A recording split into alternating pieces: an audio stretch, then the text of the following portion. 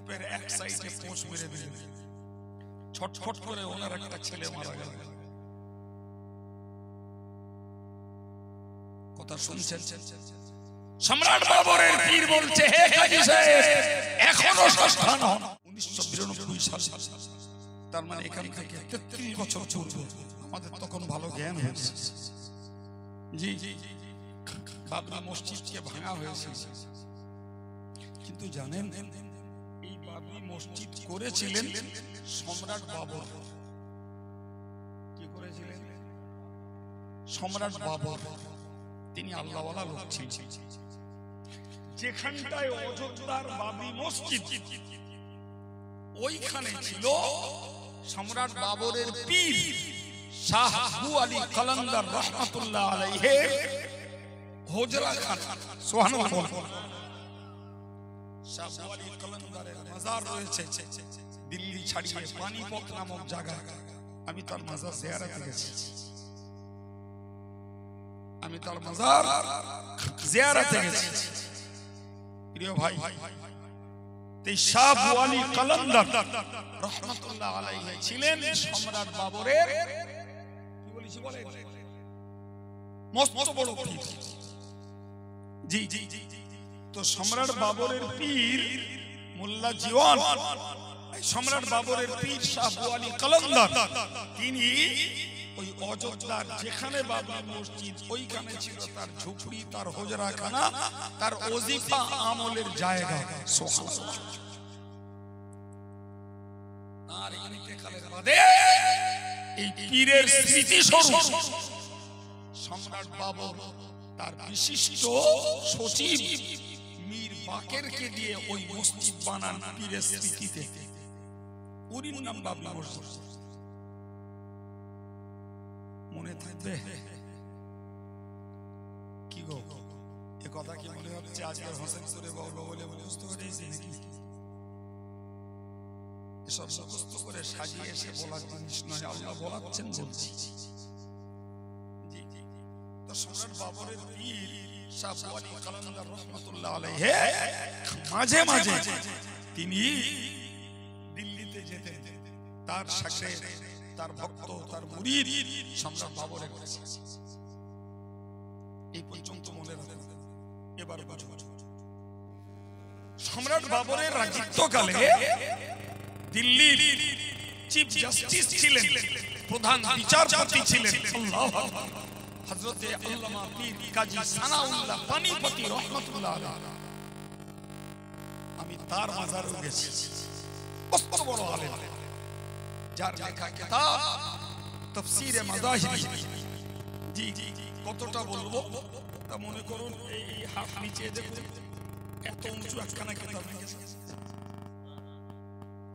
কিতাবটির নাম হলো তাফসীরে মাযাহিব।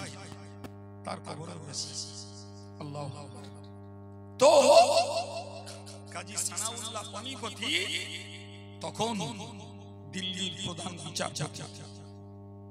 তো সম্রাট বাবরের পীর দিল্লিতে গেছেন। তো যাওয়ার পরে কাজী সানাউল্লাহ পানিপতি দেখছেন শাহ আবু আলী কালান্দারের এই গোপের লোমগুলো সব চুলের ঠোঁটের উপরে পড়েছে। উনি সম্রাট বাবরকে বললেন যে আপনার পীরকে বলুন গোপটা কাটতে। গোপ ঠোঁটের নিচে পড়ছে, আর রাসূল বলেছেন ইহফুস সাওয়ারি, তোমরা গোপ কাটো করো। ওনার গোপ ঠোঁটের নিচে পড়ছে, কাটতে বলে। তো সম্রাট বাবর তার পীরকে বললেন, উনি বললেন আমি কাটবো না। কি বললেন? আমি। সম্মানিত ভাইয়েরা আমার, কাজী সানাউল্লাহ পানিপতি যিনি দিল্লির প্রধান বিচারপতি, তিনি বলেছেন, তিনি বললেন হে শাহ আবু আলী কালান্দার, আপনি হতে পারেন আল্লাহর বুজুর্গ বান্দা, পীর বান্দা, কিন্তু এই গোপ আপনার যেটা বেড়েছে এটা শরীয়তের সীমার বাইরে। আপনি যদি না কাটেন, আমি আপনার গোপ প্রধান বিচারপতি হিসাবে কেটে দিতে বাধ্য হব।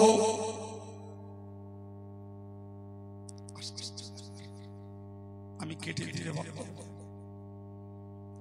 সম্রাট বাবরের পীর তখন কি কর্তব্য বিমূঢ়।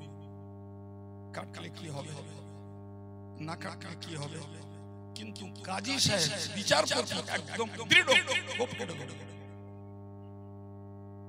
সম্রাট বাবরের পীর যখন বললেন আমি কাটবো না, কাজী সানাউল্লাহ পানিপতি রহমাতুল্লাহ আলাইহি হাতে কাঁচি নিয়েছে।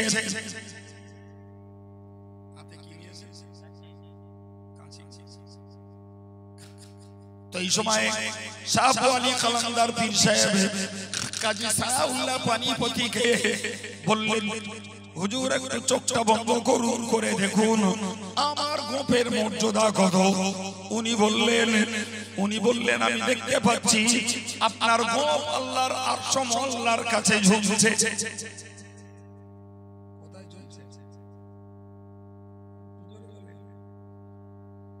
আরশ মহল্লার কাছে গোপ ঝুলছে।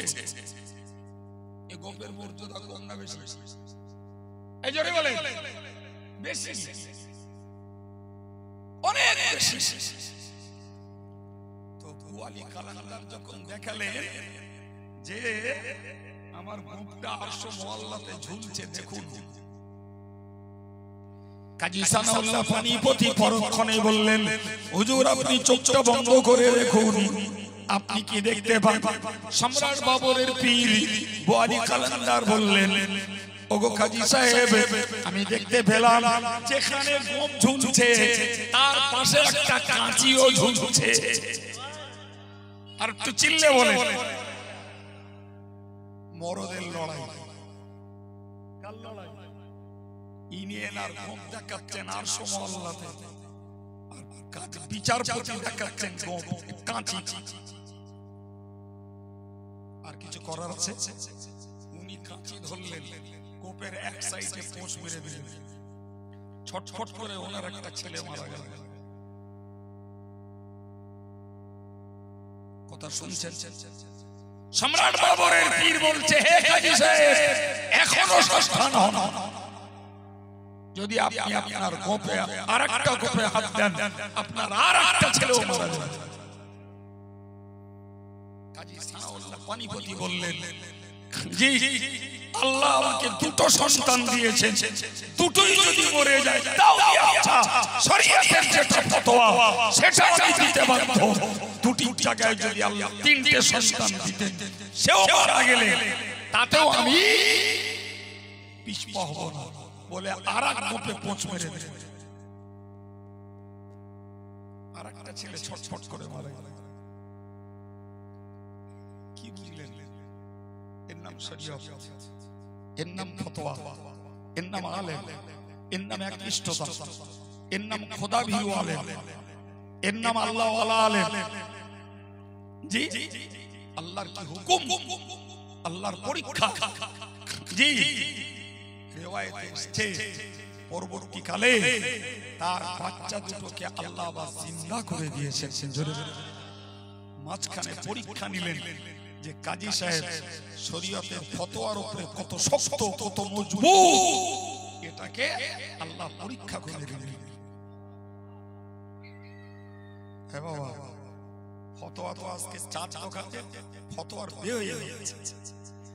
ফতোয়া ছড়াছড়ি ক্লাবে, ফতোয়া ছড়াছড়ি গ্রাম ভোটের আড্ডা, ফতোয়া ছড়াছড়ি রাজনীতির মাচায়, ফতোয়া ছড়াছড়ি আনাচে কানাচে গলিতে গলিতে।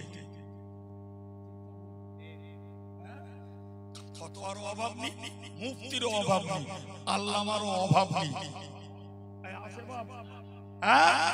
কিন্তু আমার সমাজ, আমার জাতি, আমার কওম বুঝলো না যে এই ওয়ালেমা যেমন সবার কাছে একরকম না। বলো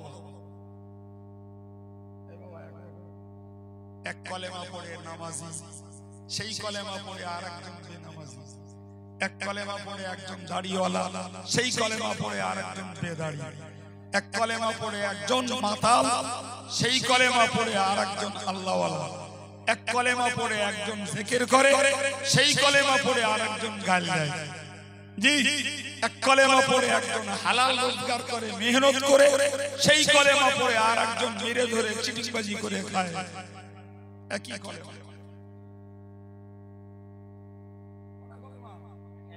একই কলেমা। তাহলে এক কলেমায় চোর, ডাকাত, গুন্ডা, ভণ্ড, এক কলেমায় মাতাল, দস্যু, সুদখোর, মদখোর, বেপরদার নারী, গালিগালাজের হুজুর, গালিগালাজের মাস্টার, গালিগালাজের পিশাচ, ফতোয়াবাজি, কুফরির ফতোয়া দেওয়ার পীরের নামের ভণ্ড। আবার সেই কলেমায় পড়ে আরেকদল আল্লাহওয়ালা, বুজুর্গ, আমলওয়ালা, চিল্লে বলা যাবে না? তদ্রুপ মনে রাখুন, একই জামা, একই টুপি, একই দাড়ি, একই শব্দ মৌলানা, একই শব্দ মুফতি, একই শব্দ পীর, কিন্তু আলেমে আলেমে, মৌলানায় মৌলানায়, পীরে পীরে, মুফতিতে মুফতিতে গুণগত, চরিত্রগত, নীতিগত বিরাট পার্থক্য রয়েছে বাবা। সুতরাং একেবারে নাকে তেল মেরে স্রোতে গা ভাসিয়ে দিয়ে চলার যুগ এটা নয় বাবা। জি, 25 টাকা দিয়ে একটা ভাঁড় কিনলি, বাজায় ঢপ ঢপ করছে না কন কন করছে? এই কথা বলেন না। 25 টাকার, 30 টাকার, একটা 40 টাকার ভাঁড় কিনতে যেয়ে বলছি কিনছি 50 টাকা দিয়ে, 100 টাকা দিয়ে বাজায় ঢপ ঢপ না কন কন? কথা বলছেন না কেন? হ্যাঁ, আমার জীবনের মূল্যবান ঈমান আর আমার জীবনের মূল্যবান আমলটা যে আলেম আর যে পীর আর যে মুফতির ফতোয়ায় চালাবো, তার একটু বাজিয়ে রব না? ও ভণ্ড না খাঁটি? আর দিব্যু স্রোতের সঙ্গে চলছে, আর জিন্দাবাদের ফোয়ারা ছুটছে, আর মনে করছে আমরাই খাঁটি। 40 টাকার ভাঁড় কিনতে বাজাচ্ছি, আর ঈমান কিনবো যার কাছ থেকে, আমল কিনবো যার কাছ থেকে, তাকওয়া কিনবো যার কাছ থেকে, তারে বাজাবো না? এত বোকামি কম্পিউটারের যুগে চলে না বাবা। জি জি, আল্লাহ বোঝার তৌফিক দেন। এতক্ষণ বলবো আদৌ নিয়ে ছিল না। আমি হাফেজ সাহেব বলছিলাম সর্দিতে খুব কষ্ট পাচ্ছি, একটু বলবো হুজুর আপনার মতন আপনি বলেন, দোয়া করলেই যথেষ্ট, রান্না আমাদের হয়ে গেছে। কিন্তু বলতে বলতে সেই আমার অভ্যাসগত 1.5 ঘন্টা টাইম ঠেকিয়ে ফেলার কাছে এসে গেছি। আর বাড়বো না।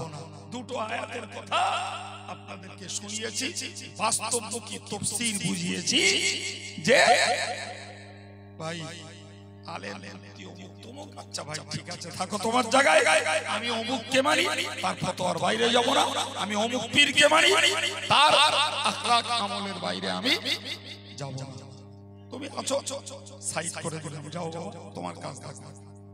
যদি মনে করি এও আলেম, ও আলেম, এও হুজুর, ও হুজুর, এও পীর, ও পীর, এও মুফতি, ও মুফতি, এও কোরআন বলছে, ও কোরআন বলছে, ভাই আপনাদের দ্বারায় এর পার্থক্য বিচার করে নেওয়ার ক্ষমতা নেই। ফলে ঈমান আমলগুলো সব ভুলিয়ে যাবে বাবা।